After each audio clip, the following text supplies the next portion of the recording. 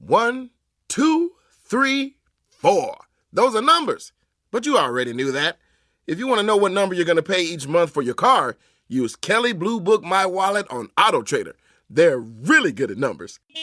Auto Trader.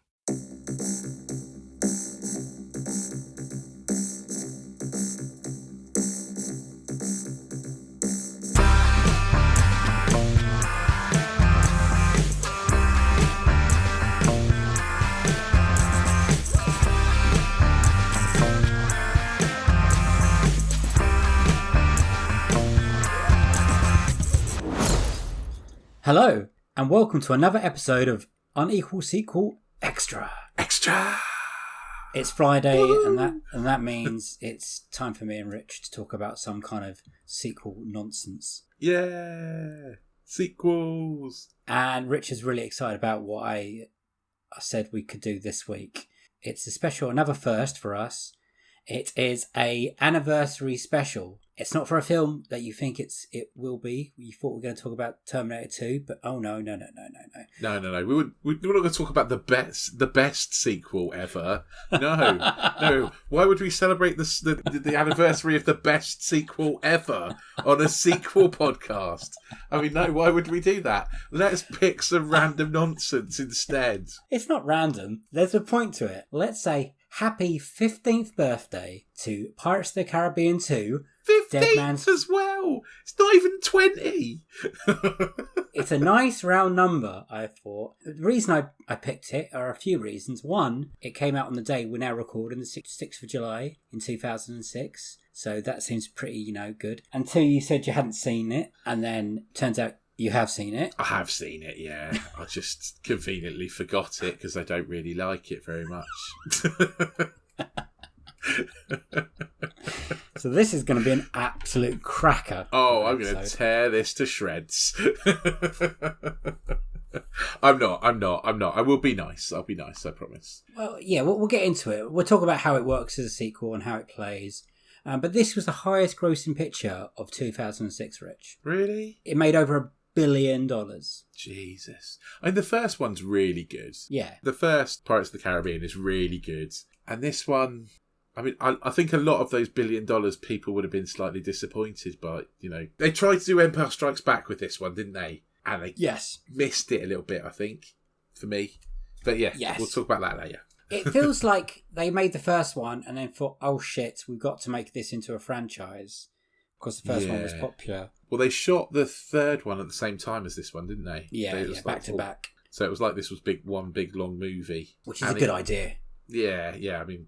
For the amount of money they must have spent making it, then that makes sense. I can tell you how much. The budget was $225 million. Oh, that's a lot of money. But we got a lot of money back. For what it made, though, yeah, that's true.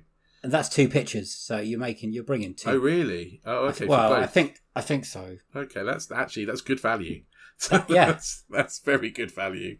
If they both made over $1 billion, this and The World's End, then you can see why Disney wanted to crank out a couple of more. Yeah, true. So for anyone listening who can't remember which one of these, because they all blend into one for me, which is why I wasn't sure if I'd seen it or not. It's the one Bill Nye is an octopus, essentially. And yeah, that's all I've got for that. Yes. And isn't that a magnificent looking octopus? Doesn't it still hold up? Actually, it still holds up. It really does. And I love the fact that it is such a grotesque, tentacly mess of a thing, and you can still definitely tell it's Bill Nye. Like I think that's really good. I think the costume and the CGI around the people in this is really good. The production design's magnificent in this, like the boats. Yeah, absolutely. Just really irritates me is all the barnacles on people's faces.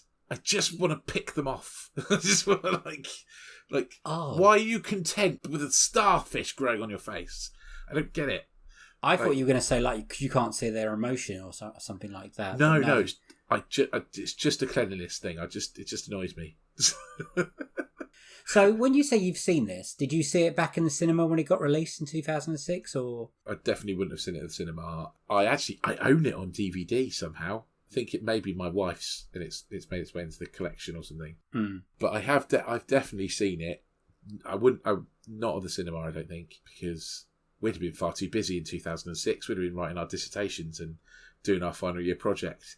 Oh, really? Well, we'd have just finished, actually. We'd have just finished. I remember seeing this in Braintree. I might have seen this at the cinema, because the summer of 2006, I spent in Bognor Regis with our friend James. Yeah. And essentially, we both had a Cineworld card that was like an unlimited card. They're brilliant. And every time you went to the cinema, you still got a ticket, even though you had a cinema card. And on the back of the ticket, you got a free Nando's. So we'd literally go to 3 or 4 films a day, and then go and have three or four Nando's for free. All you had to do was buy a drink, and you got free Nando's. Oh, amazing! It was amazing. Yeah, well, I did so many amazing things that summer. We watched 24 episodes of 24 in 24 hours. That was nice. Watched it in real time. It was ace. So what time did you start that? I know this is going off, but did you start at 12 o'clock at night? We or did you start started at the time it starts in the show. I think it's you're so 4 cool. p.m. or something, isn't it? Or 6 p.m. or something like that. I don't know. Which series was it? Series 1. Oh, we've watched all of them, actually. We've watched all the series in 24 hours each, because we're cool like that. That's when I could stay up all night. Yeah. In 2006. Those are the days. So you maybe saw it. Did you like the first one when you first saw it? I did like the first one. Yeah, absolutely. I think that Johnny Depp's character in the first one was really refreshing and really not so much fun. in this one. Not so much in this one, because it just feels like he's doing a bad Russell Brand impression in this one. I mean, if anyone's casting for another Pirates of the Caribbean movie, you could cast Russell Brand as Johnny Depp's brother.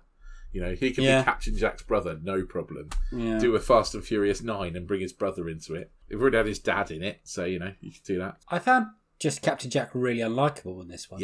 Yeah, pretty much. Watching it again today. I mean, I found all of them unlikable, to be honest. Oh. Do you know what? I really like Tom Hollander, and he's the bad guy. Yeah, that's weird, isn't it? It is. I like Jack Davenport as Norrington, but that's also because I'm a big Coupling fan. Yeah, true. Yeah, I think that comes from me. I'm a Coupling fan as well. So, as a sequel, how do you think this fared? As in, what did it do right and do wrong as a sequel for you? It's, for me, okay, so what it did right is Tom Hollander is an ace baddie. He's a really good baddie. And he's really sinister, and he's creepy, and I really like him. However, I don't understand how he's got all this power and where this has come from. Because he just essentially turns up on an island that someone else owns and somehow has power over him. Not sure about that. I'm struggling now to think of things I like. So it introduces new characters. It introduces Niley as Davy Jones, doesn't it? It expands the world a bit more. You've got more, I was about to say ghost pirates, but they're not ghosts, are they, this time? They're fish pirates. Things. So it expands on that. That it's not just limited to one. Yeah, it's got the Kraken haunted ship. Yeah. Okay, and that's all right. And there are some decent set pieces in it. I think some of the action is quite nice, as it always is. It's that kind of thing. However, I mean the main. How many MacGuffins has this story got for a start? Because there's a key, there's a chest, there's a heart, there's a picture of a key, there's a compass. There's how many? And how convoluted are all these plot lines? There's about 15 plot lines that they're all trying to somehow convolutedly split all the characters up and bring them all back together again. And there's the chemistry between Keira Knightley and Orlando Bloom is I've seen more chemistry between two dead fish than I would be surprised if they even like each other. I thought that was harsh. I thought they were quite cute together. This is one of these were Keira Knightley's very early films, wasn't it? The first Pirates in this. She'd done Bend It Like Beckham, hadn't she? That is true. She had done Bend It Like Beckham. I forgot about that. Yeah, and was this was after Love Actually? Yeah, Love Actually was 2005, I think. So she'd done a few things, and Orlando Bloom's done Lord of the Rings by this point. Yeah, I don't know. I just don't think they really had. She's got more chemistry with Jack Sparrow I didn't like the ickiness Well, no, of that. I don't like that relationship. either. He's got black teeth. Who wants to snog him? Sorry. What's that all about? I just think I don't really like pirates very much, you know? I think that's what it is. I'm just not a big fan of pirates, potentially. These movies are definitely not for you then. Well, I'd say it kind of left me quite flat. I think there was so little chemistry between Orlando Bloom and Keira Knightley that I was sort of hoping they'd do a Star Wars, and it turned out they were brother and sister. Like, because it kind of felt like that. It kind of felt like Star Wars. Like, Orlando Bloom feels like Mark Hamill. You know, that kind of... Yeah.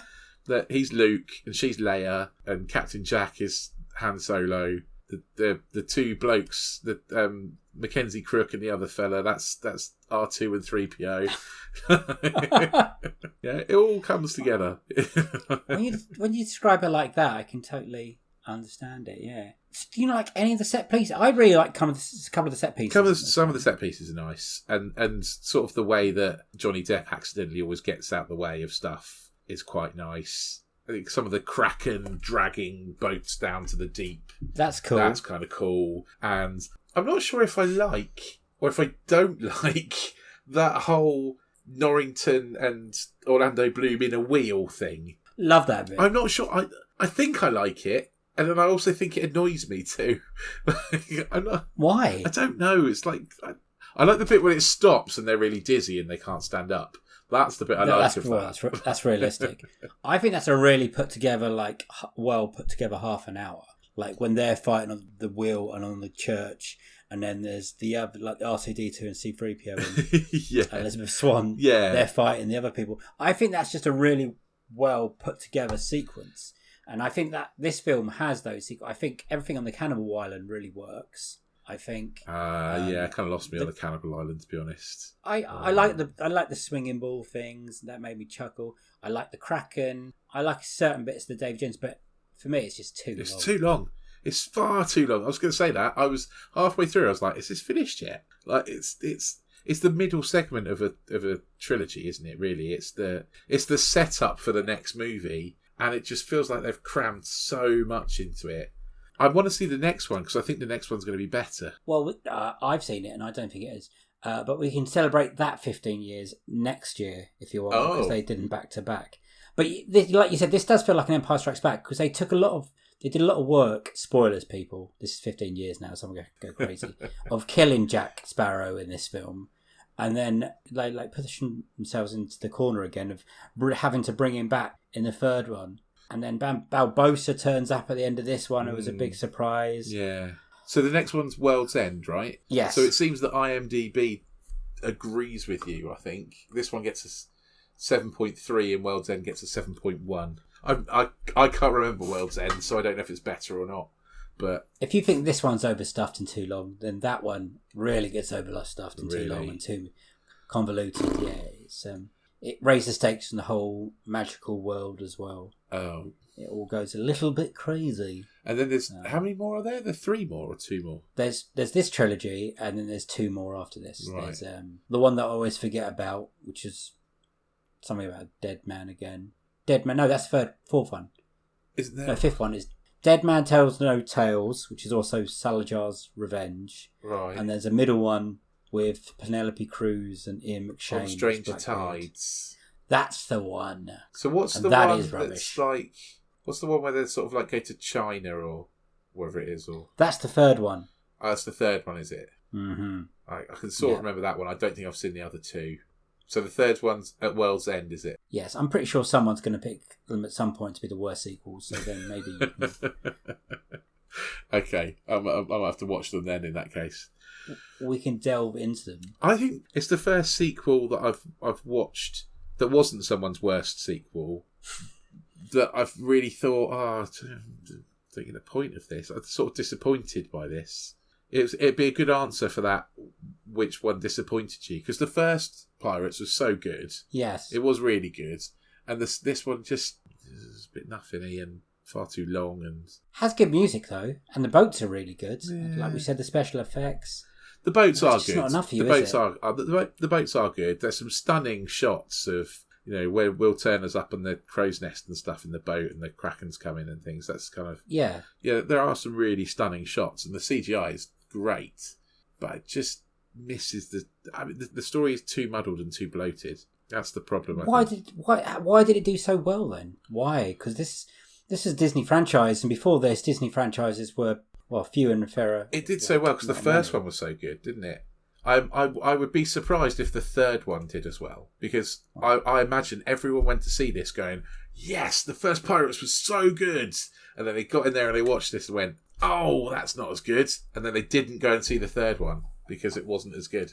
But I mean, I don't think this was very critically acclaimed, was it? I don't remember it getting slammed. I quite like Naomi Harris, but I just quite like Naomi Harris. That's the thing. Like, I'm not sure about Yoda or whoever it was she was playing. But yeah, I like her as an actress. She filmed this at the same time as Miami Vice, so she filmed this on the weekends. Oh, really? She'll come down to the Bahamas just for a few days, and then... That's a nice gig, isn't it? To be fair, what a lovely gig this must have been for everyone. Some of the locations were stunning. I don't know where they filmed where they found the chest with the white sand and the shallow sea, but that looked beautiful. I could die happy there. I think some of the Bahamas, Dominican Republic, they had to evacuate for one bit because there was a massive hurricane. Really? Apparently, at some point, a boat got sank. Some sets got destroyed.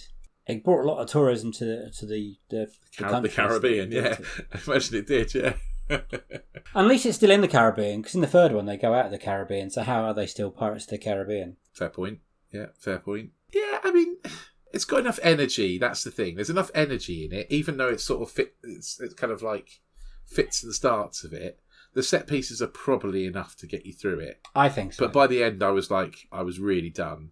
Like half an hour from the end, I was like, I could just turn this off now. I've had enough. It has two endings. It feels like the ending should be on that island when they're all fighting, and then suddenly there's a second ending when they're back on the boats and the Kraken turns up. Yeah, and spoiler alert: Captain Jack gets eaten by the Kraken. Exactly. I'm not quite sure if we're meant to think, oh, he's dead at this point, or... I mean, obviously, I know there's a third, fourth, and fifth one, so I know he's not dead. They definitely bring him back. But so, I just get as a sequel, and it took the original characters and expanded the story, and did a good job of that. But you don't really think that it did enough with the storyline, or... I mean, at no point did I feel any kind of jeopardy for any of the characters. Like, at no point did I care that any of them. You know, they just felt really flat. Honestly, I can't remember how much chemistry there was between Orlando Bloom and Keira Knightley in the first film, but in this film, they genuinely felt like brother and sister. They just didn't feel like, it just felt strange, and it seemed to me like all Keira Knightley wanted to do was get married. It didn't matter who. She wasn't saying, "Oh, I miss Will Turner." She was saying, "Oh, I've not got married. I'm supposed to be married." Like, she meant to have a wedding night. Yeah, absolutely. But so, unequal sequel, yes or no?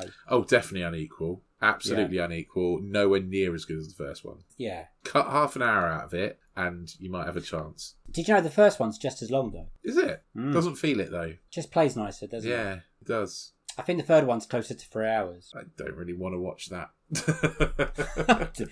Don't make me watch that. Oh dear. Please no one pick it. This won an Oscar. What did this win an Oscar for? Visual effects. Oh, visual effects. Well, that's fair. That is totally fair, isn't it? That's totally fair, yeah. That definitely deserved that. I think that's the best thing about this film. Just Davy Jones is amazing. Yeah, absolutely. And totally stands up now as well, like you say. World's End is 2 hours, 49 minutes. Oh, I'm not watching that. I'm not watching that old tripe. It's one of those discussions about style over substance. Yeah, style over substance, yeah. To be honest, I mean, I imagine George would have absolutely loved this. I think he's probably a little bit young for it at the moment, but I imagine if I show him this, he'll absolutely love it. Yeah. Well, it shows that there's not really a market for it at the moment, because the last two films haven't done amazing. Especially for the budgets, they're taking a bit of risk on it, and it's probably a franchise they're not gonna let go. Actually, I think they're doing a new one, but without Captain Jack, obviously, because the Johnny Depp debacle. They're doing a new one with Margot Robbie. Oh, right, okay. As a pirate. I want to say something really nice about this film, and we have said nice things, and I don't like being all negative, but It was quite nice to see Jonathan Pryce as the Grand High Sparrow. There you go. That's nice. Well, I think the cast is good. The cast is really good. It's really Cast strong. is great. The cast is really good. I love Bill Nighy. Absolutely love Bill Nighy. Tom Hollander is brilliant. Stellan Skarsgård's great, even though his muscles and whelks and things on his face piss me off. Yeah. That's just Davenport. Yeah, Depp. Davenport's great. Yeah, and apart from the lack of chemistry between, everyone. Naomi Harris, like as I said, Naomi Harris is brilliant. Yeah. And I'm struggling now. I was really looking forward to seeing your reaction because you said you didn't see it and now you had seen it, which is a bit disappointing for me, Rich. I'm not going to lie. Yeah, sorry about that. But that just goes to show what a great film it is that I couldn't remember it. I kind of it merges with the third one. I think that's the thing. Is that 'cause there were points in it where I thought, oh no, have I seen this? I'm not sure. And then at other points I was like, no, I've definitely seen this. But there are other bits. Maybe when I watched it the first time, I fell asleep in places because it's so long. It's that's so perfectly long. possible. I remember going to the toilet in the middle of it the first time I ever saw it in the cinema. I was like, I can't hold it anymore. This is getting silly. And it's one of those films you can just go to the toilet for like 10 minutes, come back, and nothing has happened. You're like, what did I miss? And my mate would be like, well, nothing. To be honest, they're still looking for this chest and whatever. They're still pissing about on these boats. Some boats got crumpled. Yeah. Is Tom Hollander in the third one? Yes. And is there more of him? Yes. That's a reason to watch the third one then. There's more pirates in the third one. Okay. Does he go full on uber evil? He is the big bad guy, yes. Because obviously at the end of this film, he gets control of Davy Jones's heart. The heart, yeah. So now he's got control of Davy Jones. So now Davy Jones is like his attack dog. Lackey. Yeah. Oh, I bet he's well happy about that. Oh, he's delighted about it. Bill Nighy's doing his best groundskeeper Willie impression. Why do you think he went Scottish? Is Bill Nighy Scottish? No. He might. He's not. But it's a very good Scottish accent. You can do quite a good Scottish accent, so... Yeah, I kind of have Scottish family, so I kind of have to blend in. Channel my nan when I'm thinking about it. Yeah, I don't know, but I don't know why I made him Scottish. Actually, that's a creative choice. I've never. What his? Oh, originally the director wanted him to be Dutch. Oh, as he was the catchman of the Dutchman, and apparently Bill Nighy said, "I don't do Dutch," so I decided on Scottish. Fair enough. If you can do the accent. Last comments. How well do you think this is held up, and how well do you think it's going to hold up? To be honest, I think it's held up pretty well because the visual effects on it are still really, really good. Yeah. They're still... I could show this to George, and as a 6-year-old boy who's not seen, visual effects develop like we have as old people, and he'd probably think it's a film for now because the visual effects now are still so good. Yeah, I think it probably has held up, actually. I think it's probably just as good now as it was then. Yeah, it hasn't improved. I think I'd probably have the same... No, it's not improved at all, no, but it's not got any worse. I think it's still all right. And that's another thing. It's all right. It'd been a lot better if it could have been about half an hour shorter. Another 15 years, will you go back to it? If you say, I'm going to watch Pirates of the Caribbean, will you just watch the first one? Or will you do like a marathon and watch all of them? I would probably just watch the first one, but I'm also this annoying kind of completist. So me too. So that if I start something, I have to kind of watch all of it, even though it's rubbish. Has it annoyed you that we started in the middle? No, it's because I have watched the first one quite recently. It was on telly, and I think it was like 10 minutes in, and I started watching it. So it felt okay, but I do feel like now I've got to go and watch the other three, the next three. But I also feel like that about Transformers. I still have to watch the next few Transformers movies, even though I absolutely hate them. So, I still feel like I've got to do that because I've got this completist streak. For those that are playing Unequal Sequel Bingo, yes, you can tick off Rich and Transformers. Yeah. Anyone playing? I have mentioned Transformers again. Every episode. I'm going to try and do it in every episode. Well, so far you're doing a great job. So if in 15 years' time we're still doing this podcast and then we come back and look at this film again, I still think I'll feel the same. Me too. To be honest. At least, yeah, I'm pretty sure I think think I feel the same. Shall I even ask you for a score from our Unequal sequel ratings? Out of 7, Out of 7. it's 2.5, I reckon. Yeah. Maybe pushing a 3. Maybe. I think I agree with you on that one. It'd be tough to give it any more, to be honest. It's just too long. Yeah. I don't know. I don't know why. It's just not quite dramatic enough. Maybe I don't. That seems harsh again. It doesn't. Yeah. I don't know. I don't care about anyone enough. I think that's the strong one. You just don't care. I think that's where we should lie with it. Like I enjoy moments of it. I enjoy bits that it seems like you didn't enjoy. Not necessarily. It took too long to get going as well. It just took too long getting going. Oh yeah. It took far too long to get going. David Jones doesn't turn up until an hour into it. It is what it is. It's not great. It definitely feels like a middle part of a trilogy. Yes. Oh yeah, definitely. It feels like what it actually is that they made a really, really long film and thought, oh god, we better cut this in 2. Maybe. Right, wrap up. Yeah. I feel like we've done it. I feel like we've said it doesn't get any better. It won't get any better.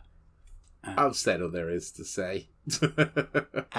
Rich, we'll do the next one next year. Just to really... Do we have to? No, we don't have to. No. Okay. Phew. I feel like maybe we should, just because... I think maybe doing the Baywatch podcast has now conditioned me that I have to torture myself slightly before doing a podcast. Maybe that's it. Yes. But I feel like I have to watch the third one, and maybe that we should do the third one next year. You're right. Why not? Let's see how this goes. Yeah. Sorry. But let's wrap up our own podcast.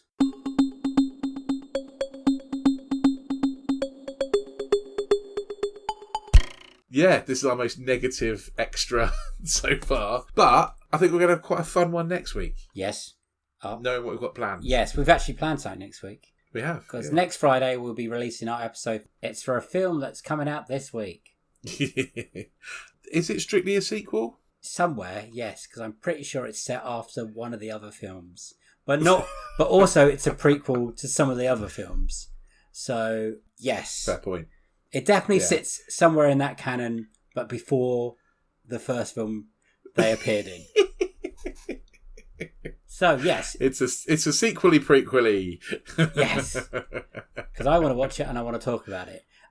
We'll also have our normal Monday episodes coming out on Monday. Listen to us on all the podcasting platforms. We're now available pretty much everywhere. Is it an extra long one? It's going to be pretty long. And if you want to say anything else, Rich? Make sure you listen to the other episodes if you haven't done already. Yeah. If this is the first episode of Unequal Sequel Extra you've listened to, then make sure you listen back to reviews of The Hitman's Wife's Bodyguard and all those other bits and bobs. And of course, all the main episodes of this podcast. Make sure you follow us on Twitter and make sure you follow us on Instagram, which are at Unequal Sequel. And yeah, make sure you pick up the next edition of Pod Bible. Get yourself a Pod Bible magazine, and I will say no more than that. Yeah. But there might be a little Unequal sequel-based surprise. It's exciting. Yeah. Let's leave it on that. So that's a goodbye from me. That's a bye-bye from him. And see you another time. Laters.